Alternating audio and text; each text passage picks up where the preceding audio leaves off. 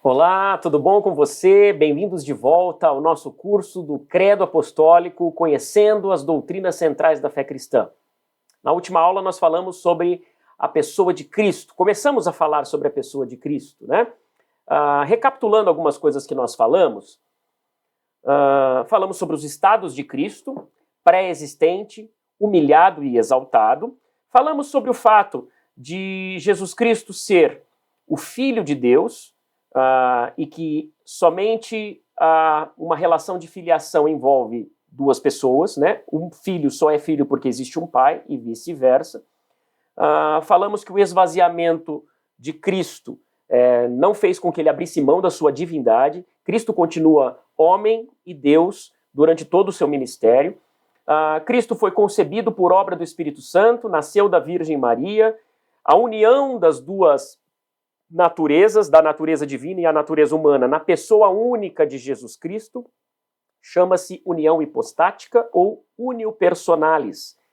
De modo que as naturezas não se misturam, não se confundem, as naturezas também não se separam, as naturezas estão juntas e, todavia, não se confundem uma com a outra. E não se trata de duas pessoas, mas de um só Cristo. Isso é importante porque nesta aula nós vamos estudar um pouco das heresias do final do século, do final do primeiro século, que negaram ou que distorceram a doutrina das duas naturezas. E falamos também um pouco sobre o fato de Maria ser mãe de Deus, no sentido de portar Deus em seu ventre, não dar origem a Deus, mas ser a mãe do Cristo completo, que é Deus e homem. Então, Cristo também padeceu sob o poder de Pôncio Pilatos, foi crucificado, morto, sepultado, viveu, experimentou verdadeira morte, tal como eu e você experimentaremos. E aí nós explicamos um pouco sobre a polêmica acerca da afirmação desceu ao Hades, e concluímos que Noé pregou no seu tempo, pelo Espírito de Cristo, aos seres humanos da sua geração, que não se arrependeram e morreram no dilúvio, e que por isso estão hoje em prisão. Né? Estabelecemos algumas justificativas para isso. Falamos também sobre a relação entre a bondade e a justiça na salvação do homem. E hoje nós vamos começar falando sobre a ressurreição, a doutrina da ressurreição. Embora nós falemos mais detidamente na afirmação creio na ressurreição do corpo, no final deste curso, né, nas próximas aulas, mas nós vamos falar um pouco agora sobre a ressurreição de Cristo. Vamos voltar para os nossos slides aqui para você nos acompanhar. Deus não morre, queridos, isso é óbvio, né? Mas Cristo é homem, além de ser Deus. Nós já dissemos e dissecamos bastante esse conceito, né? Só que sendo homem perfeito, sem pecado, e tendo a sua morte sido aceita como sacrifício perfeito e expiatório e substitutivo dos nossos pecados diante do Pai, e sendo homem perfeito, então, a sua recompensa foi vencer a morte. Depois de 3 dias, Cristo ressurge dos mortos. Ele ressurge vivo, vitorioso, tendo as chaves da morte e do inferno em suas mãos, ou seja, o controle e o governo sobre absolutamente tudo neste mundo e no mundo espiritual, inclusive sobre o inferno, todo o controle e domínio está sobre a pessoa de Cristo. O diabo não é e nunca foi o governante do inferno, precisamos deixar isso também bem claro. Há muita gente tresloucada que diz que foi ao inferno e viu o diabo atormentando, os demônios atormentando as pessoas. Queridos, o diabo será atormentado diuturnamente no lago de fogo. Ele não é o rei do inferno. O inferno é um lugar de afastamento de Deus. O inferno é um lugar onde Deus também é glorificado pela sua justiça.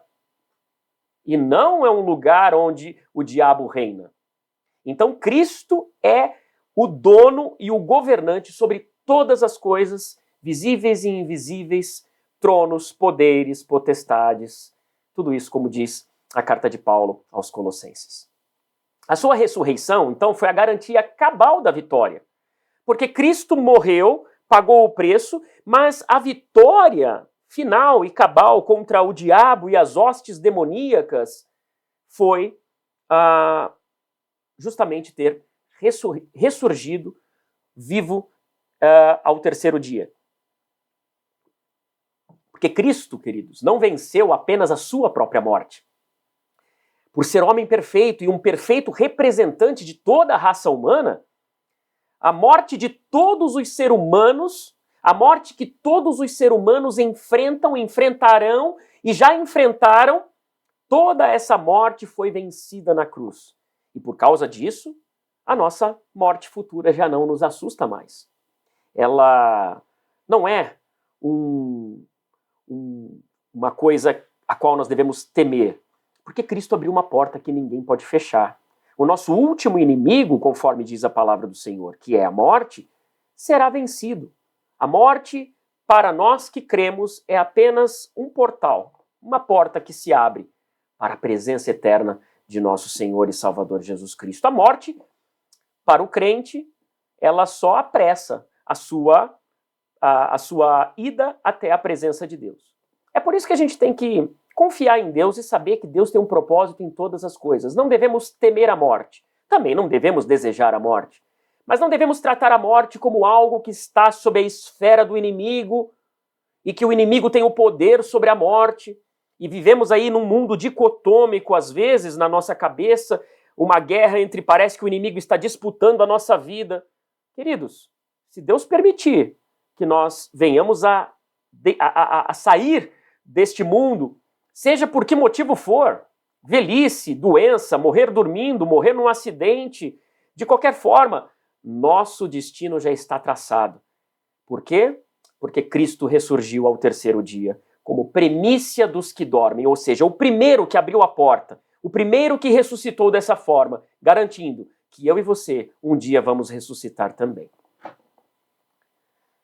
E Cristo, então, ressurge dos mortos ao terceiro dia. Ele vence a morte. Subiu ao céu e está assentado à direita de Deus Pai Todo-Poderoso. Jesus tem um ofício triplo: profeta, sacerdote e rei, como nós já falaremos. Cristo subiu ao céu, veja, Cristo subiu ao céu, está lá em Atos capítulo 1, versos 9 a 11. O que disse esse texto? Vamos ler.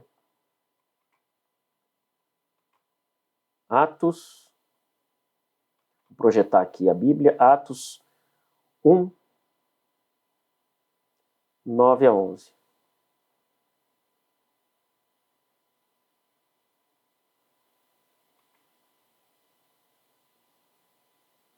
Tendo dito isso o quê? Aquilo que ele estava falando, né? Ser-me-eis testemunhas. Os discípulos perguntaram para Jesus, quando vai ser o tempo em que você vai restaurar todas as coisas? E Jesus falou, não compete a vocês saber tempos, horas, eras. Não adianta, isso não é da conta de vocês. Mas vocês receberão poder quando o Espírito Santo descer sobre vocês, vão ser testemunhas minhas. Em toda a Judéia e Samaria, em todos os confins da terra. Em Jerusalém, Judéia e Samaria e confins da terra. Tendo dito isso, versículo 9, foi elevado às alturas enquanto eles olhavam, e uma nuvem o encobriu à vista deles. Prosseguindo,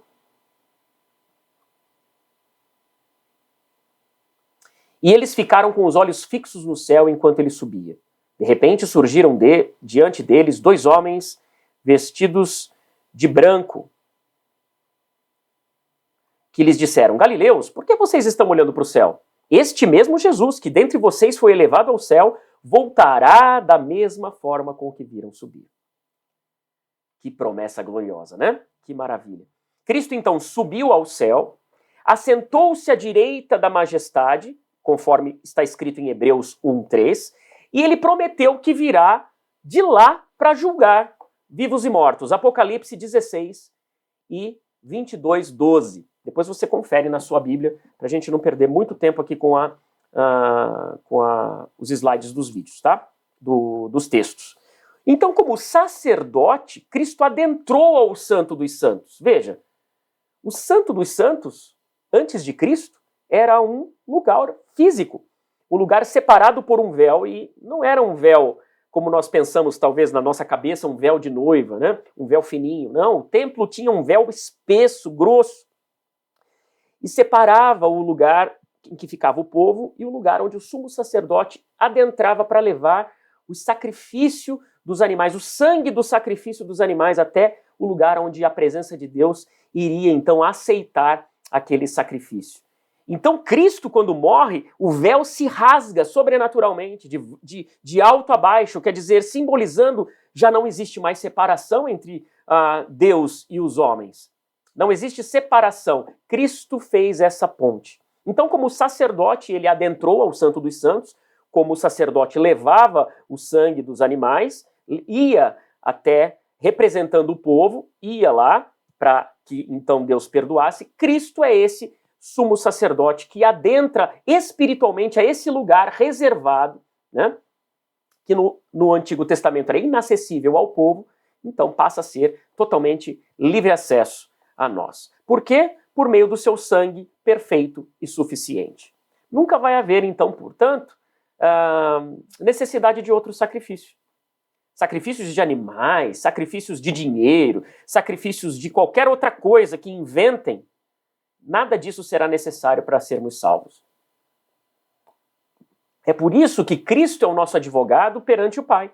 Ele intercede perante o Pai, junto ao Pai, ele intercede por nós. Porque a perfeição do sacrifício de Cristo substituiu a nossa pena, e os méritos de Cristo, não só isso, os méritos de Cristo foram aplicados a nós, foram transferidos a nós, de modo que Deus nos vê justos, não por quem nós somos, mas por quem Cristo é e colocou sobre nós os seus méritos. Isso é graça. E um dia ele vai voltar como juiz. Contudo, os que nele creem nessa existência não entram em condenação. Olha só que coisa maravilhosa. João 5,24 diz exatamente isso. Um dia ele voltará como juiz, mas os que creem nele, nessa existência, já não entram em condenação porque já passaram da morte para a vida. Logo, não são as nossas obras que garantem um julgamento bom, não nos garantem um bom lugar, como se costuma dizer, né? Fulano morreu, que Deus o tenha em bom lugar. O bom lugar que ele vai estar vai depender da sua fé em Jesus Cristo externada enquanto está vivo. Não há escapatória. A fé em Jesus Cristo é a medida da sua salvação. O triplo ofício de Cristo. Vamos falar aqui um pouquinho sobre isso. No Antigo Testamento, queridos, no Antigo Testamento, deixa eu achar aqui.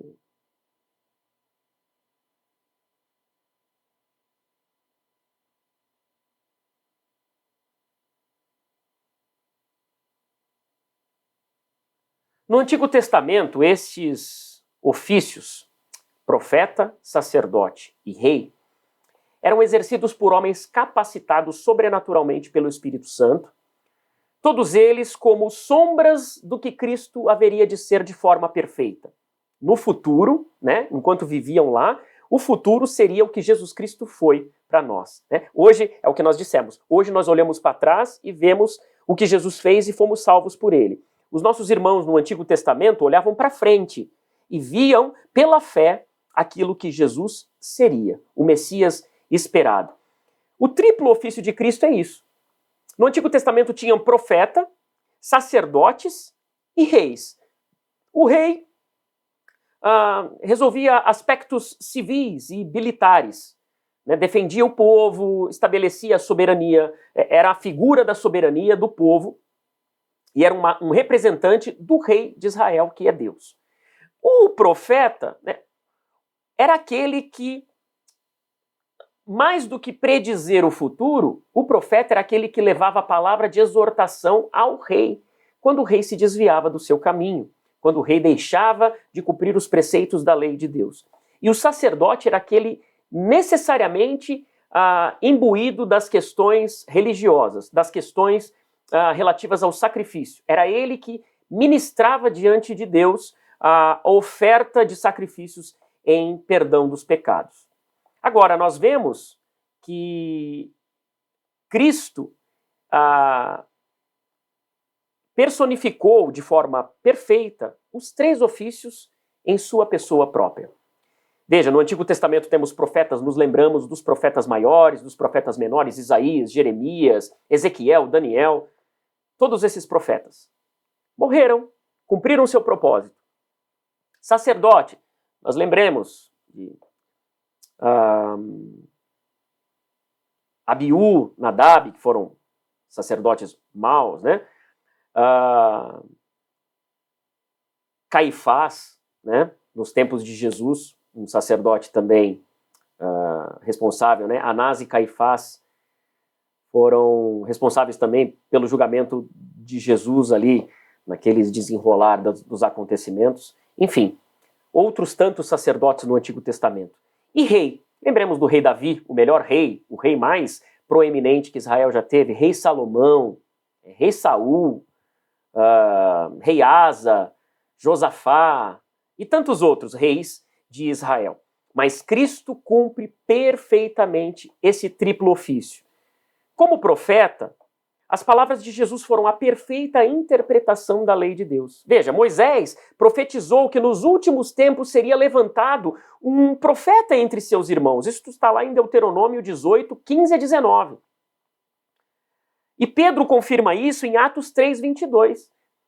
Dizendo o quê? Que Jesus é este profeta levantado no meio dos seus irmãos, que Moisés já tinha dito que seria levantado. Então Jesus é a interpretação perfeita da lei de Deus, porque Cristo é o verbo encarnado, a própria lei de Deus, o verbo, a palavra, a força criativa de Deus, encarnou-se e se tornou um ser humano.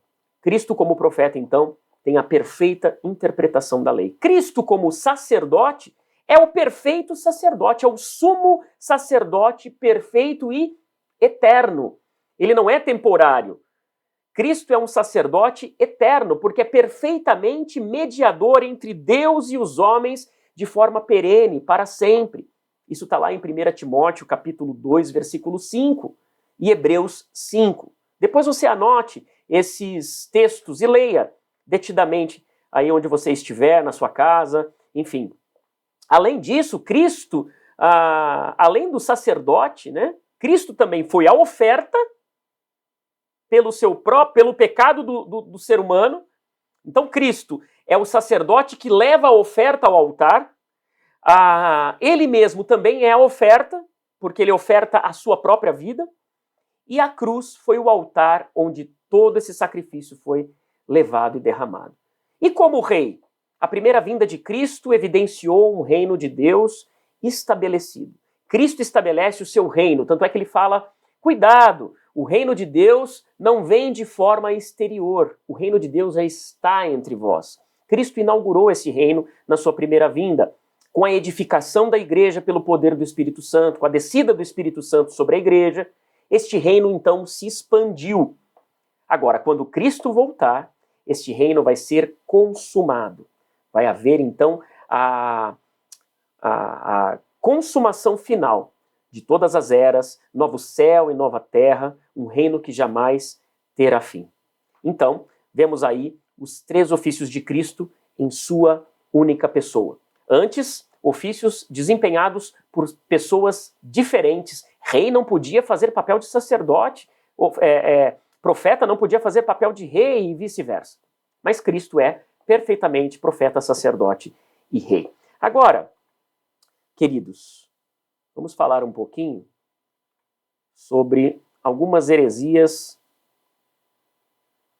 dos primeiros séculos acerca da pessoa de Cristo. E aí nós precisamos ficar atentos. Nós vamos falar um pouco do arianismo, vamos falar do apolinarianismo, nós vamos falar do sabelianismo, também chamado de unicismo, modalismo ou patripassianismo. Vamos falar sobre o adocionismo, olha quanto ismo, né? Nestorianismo, docetismo, eutiquianismo, que também é a mesma coisa que monofisismo, e por fim, o miafisismo. Parece um monte de ismo mesmo, um monte de palavras difíceis, mas vamos procurar aqui sintetizar um pouco do que essas heresias cristológicas do primeiro século e o que elas têm a ver com a gente. Porque, vez por outra, elas ressurgem no nosso tempo. Precisamos identificá-las para que então a gente tenha firmeza de não negar a nossa fé diante de doutrinas estranhas que vieram a bater na nossa porta. Vamos lá, então. O arianismo. Começando pelo arianismo. Queridos, Ário de Constantinopla, um bispo de Constantinopla, dizia que Jesus era uma criatura, que era menor do que Deus. Se Jesus Cristo fosse simplesmente uma criatura, um ser criado, veja, ele não seria Deus. Ele teria uma outra característica, ele seria um ser de categoria inferior a Deus. E, de acordo com o que nós estudamos na primeira aula, Deus é um em essência e três em pessoa. Cristo sempre existiu como verbo, como segunda pessoa da Trindade. Jesus é Deus. Se ele fosse criado, se houvesse um tempo onde ele não tivesse existido, o seu sacrifício não teria valido, porque não seria o perdão de Deus. Seria apenas um representante de Deus, como todos os profetas que nós citamos aqui, que morreram e não podem fazer nada por ninguém. Os profetas desempenharam o seu papel sempre visando a edificar o povo de Israel e posteriormente o povo para que fossem preparados para o Messias vir. Agora, quando o Messias vem e ele não é Deus, ele é uma criatura, não seria possível então haver salvação se Cristo fosse apenas uma criatura. O arianismo, por que isso é importante? Porque o arianismo é hoje o que nós conhecemos como testemunhas de Jeová. Eles não são cristãos. É importante que nós venhamos a discernir bastante essas coisas, porque às vezes falam em Jesus, falam em Deus, em Jeová, e às vezes os incautos acabam caindo nesses falsos ensinos. Jesus Cristo é Deus, e isso o arianismo nega, as testemunhas de Jeová negam. Portanto, eles não são cristãos, são uma seita. Vamos falar um pouco agora sobre o apolinarianismo. O Apolinário de Laodiceia, né, um bispo lá de Laodiceia, no afinco de combater o arianismo, veja, a intenção foi boa, né? A intenção de Apolinário foi boa, ele quis combater o arianismo, que estava sendo disseminado, Ário era muito influente e estava pervertendo a fé de muitos irmãos. Então Apolinário, com o afinco de combater o arianismo, ele acabou fazendo isso de forma exagerada. Olha o que ele acreditava. O Apolinário começou a ensinar que Jesus Cristo não tinha uma alma racional humana, que ela foi substituída pelo Logos divino. Então, na prática, para Apolinário, o corpo de Jesus era apenas uma espécie espiritualizada, glorificada. Era algo que ele era como se fosse um semideus. Ele era um corpo que tinha o Logos dentro dele, mas ele não era homem. Ele era homem fisicamente, mas espiritualmente ele era o Logos. Ele não tinha alma racional. Mas nós não compreendemos assim. O cristianismo ortodoxo, né, verdadeiro, diz que as duas naturezas estão perfeitamente juntas. Ele é Deus e ele é homem. Quando a gente fala homem, a gente não fala corpo. A gente fala corpo e alma racional, mente, sentimentos, pensamentos, né, sensações. Jesus sentiu fome, sede, tristeza, foi traído, sentiu alegria, festejou no casamento das bodas, multiplicou pão e peixe, multiplicou vinho. Cristo é homem e também é Deus. Cristo não é um corpo com Deus sendo derramado dentro dele. Tá? Então, pela leitura da Sagrada Escritura, a gente sabe que o apolinarianismo também é uma heresia, porque se fosse verdade, Jesus Cristo não seria o nosso representante, porque ele não seria completamente humano como nós somos. Se nós não somos corpo com o Logos dentro de nós, Cristo não seria o nosso representante. Como nosso representante, ele tinha que ser igualzinho a nós, exceto pelo pecado. Agora nós vamos falar um pouco sobre uma outra heresia chamada sabelianismo, ou unicismo, modalismo e patripassianismo. Sabélio é o bispo do primeiro século que inventou essa teoria. Ele dizia que Deus não era triuno e que houve um momento em que o Filho não teria existido. Para Sabélio, Deus é apenas Deus é um, e ele só se manifesta na história da humanidade de formas diferentes. Ele não coexiste entre si mesmo como três pessoas distintas.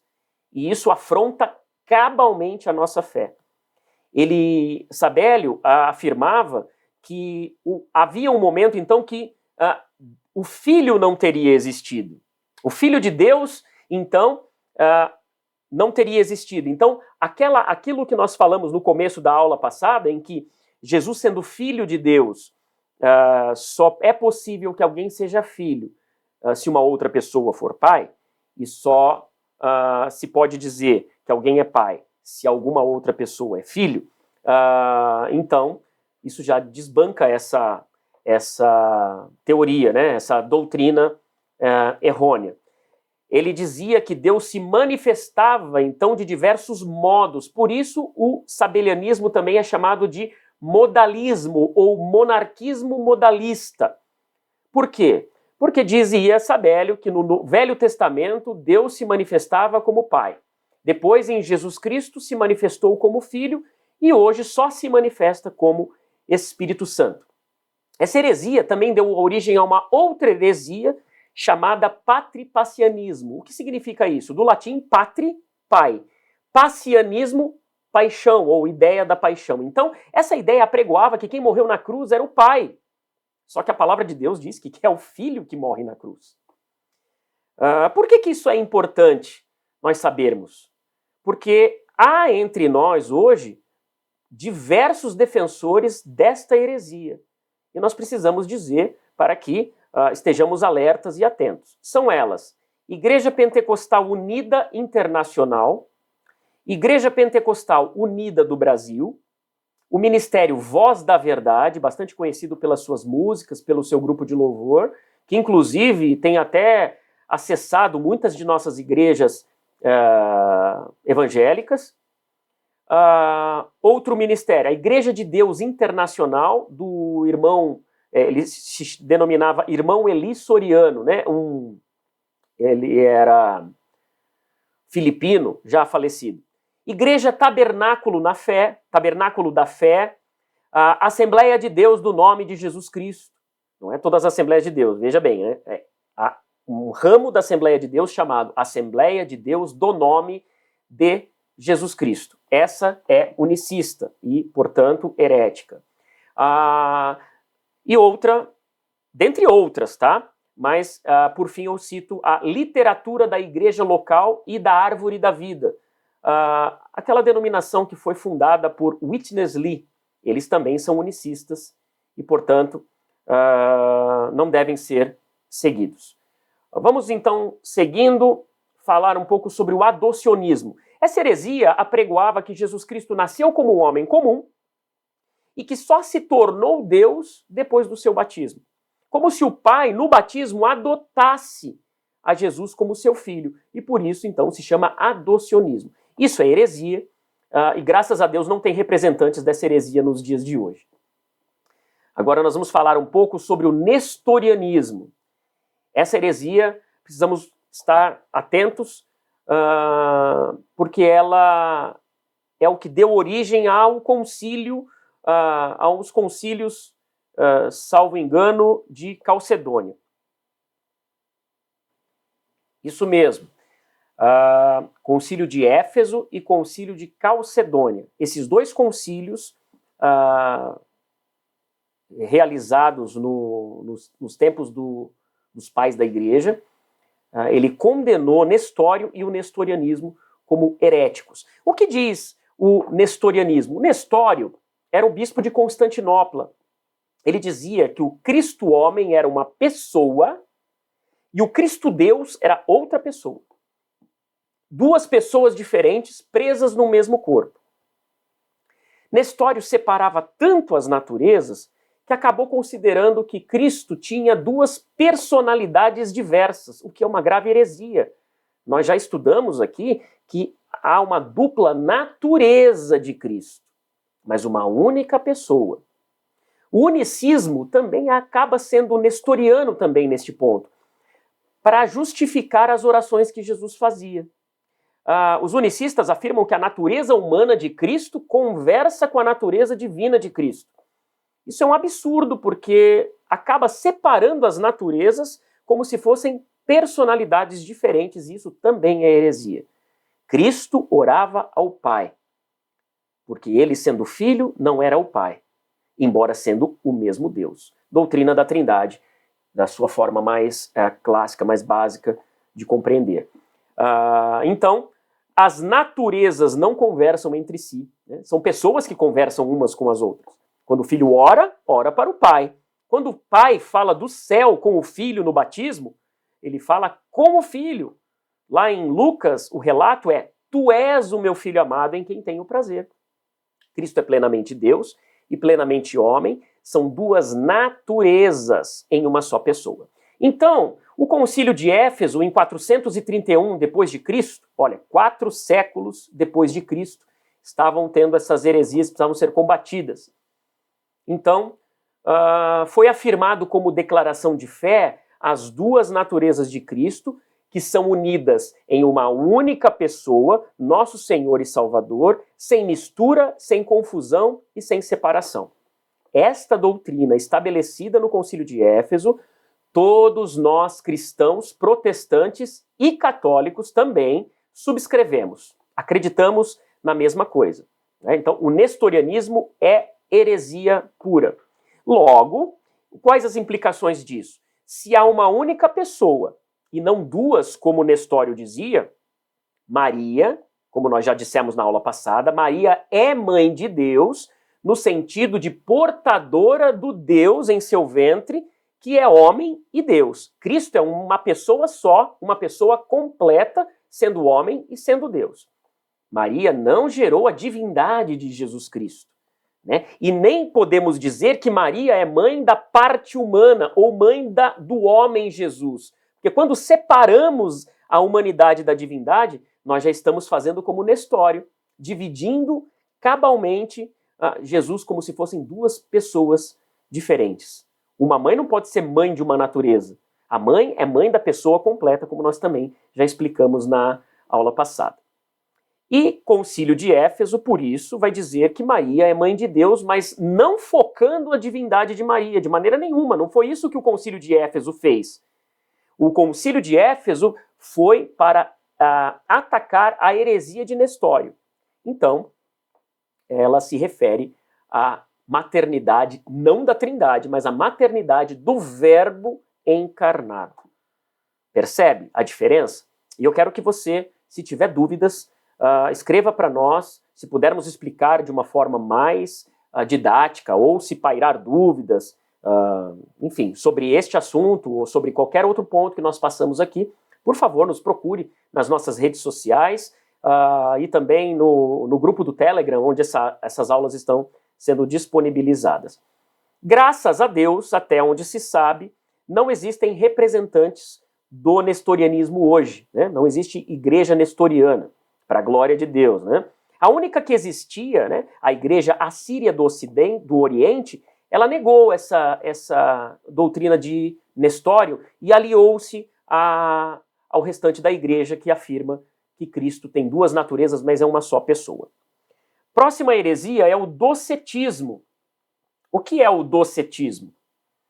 O pensamento da filosofia grega influenciou muitos teólogos, né?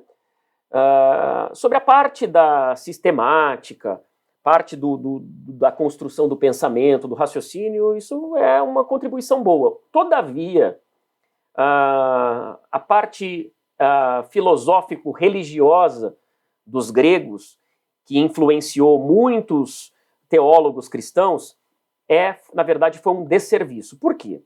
Os gregos consideravam, como Platão, por exemplo, afirmava nos seus escritos, que a alma é boa e o corpo é mau.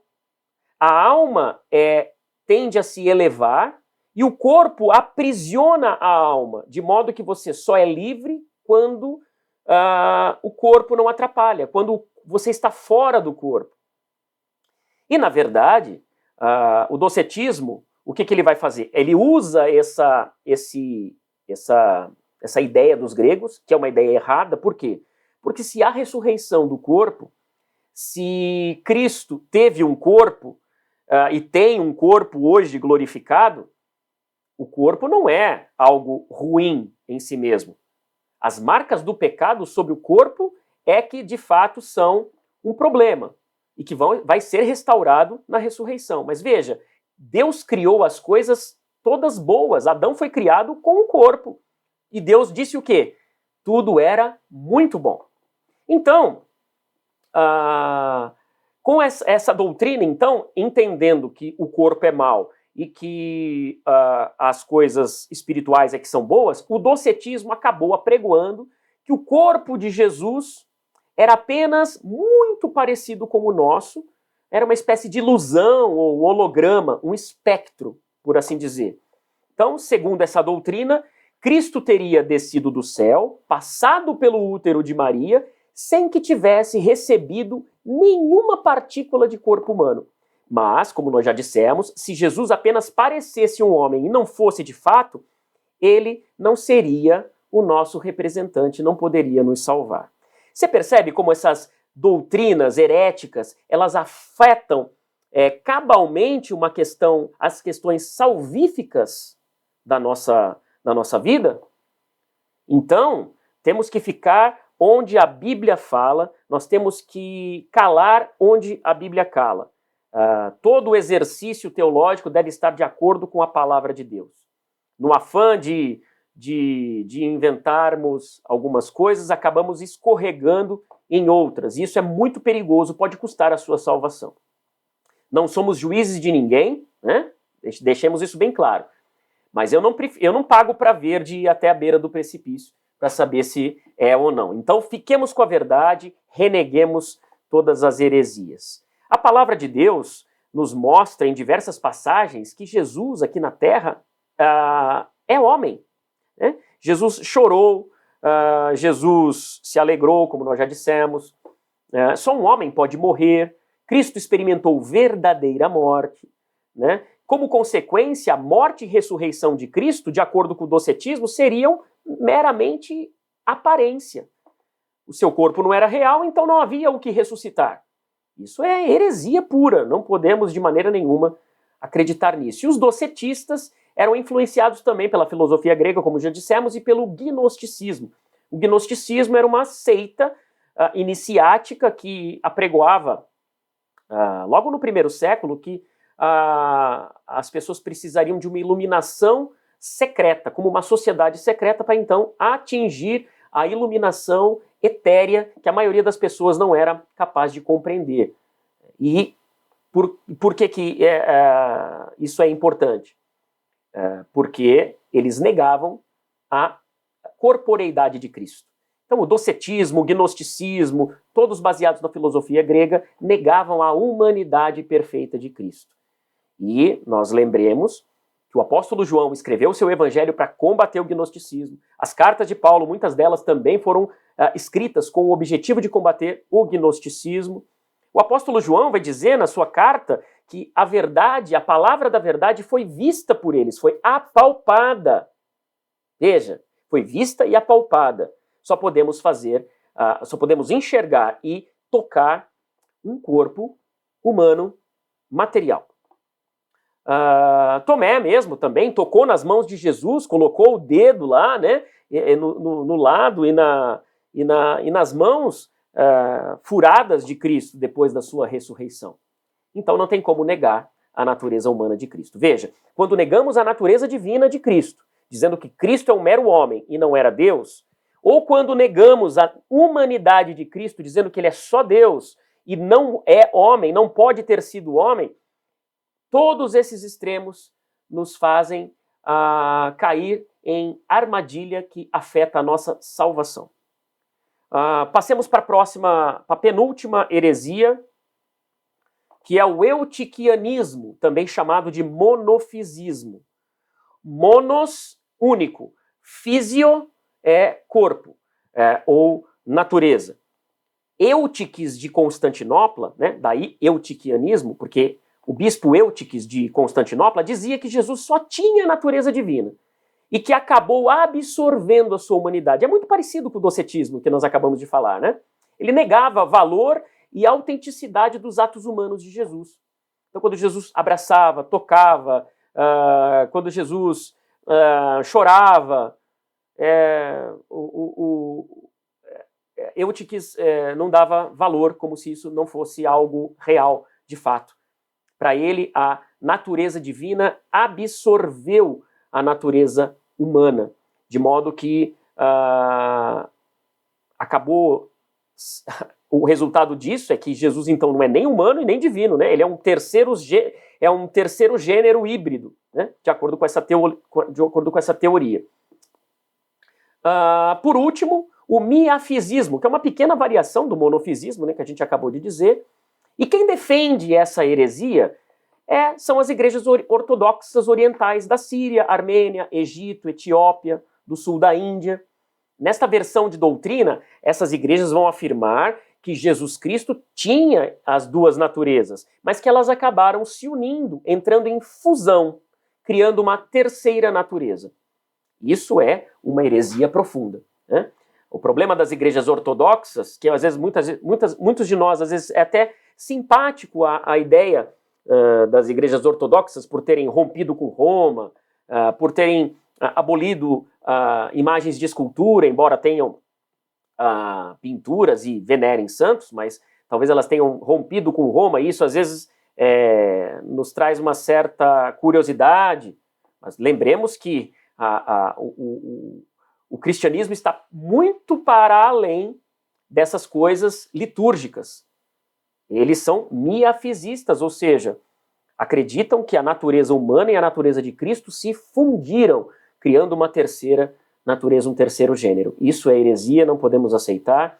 Temos que estar distantes, então, do arianismo, do apolinarianismo, do unicismo que tanto nos rodeia hoje em dia, né? É um perigo para a doutrina saudável, sadia, e todas essas heresias que nós falamos aqui. Com esse slide, então, nós terminamos a nossa aula de hoje. Eu espero que você tenha aproveitado esse conteúdo, eu espero que você tenha sido abençoado por este conteúdo. Contribua conosco dando a sua opinião, dando o seu comentário, compartilhando este vídeo com as pessoas que você conhece, compartilhando o link do Telegram para que essas pessoas entrem também, tirem suas dúvidas lá comigo. Estou à disposição de todos vocês. Que Deus te abençoe, em nome de Jesus Cristo.